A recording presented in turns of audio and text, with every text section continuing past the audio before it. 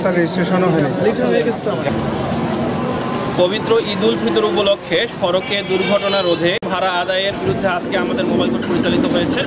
এখানে আমরা যে রেজিস্ট্রেশন বিহীন মোটরসাইকেল এবং ড্রাইভিং লাইসেন্স ছাড়া যে মোটরসাইকেলগুলো চলেছে সেগুলোকে আমরা আইনের আওতায় নিয়ে এসেছি এবং চলাচল নির্বিঘ্ন এবং সহজলভ্য করতে আমাদের এই অভিযান অব্যাহত থাকে।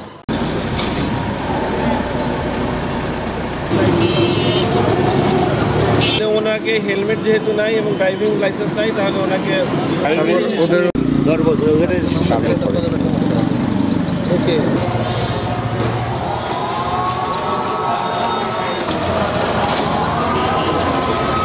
আপিল করতে হয়, তাহলে আপনি যথাযথ কর্তৃপক্ষের কাছে আপিল করতে পারেন এবং সেটাও নগদ টাকা আদায় করেন।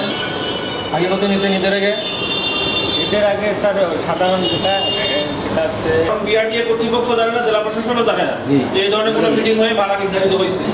আমরা যেটা জানি সেটা এই ভাড়াটা নির্ধারিত হয়েছে।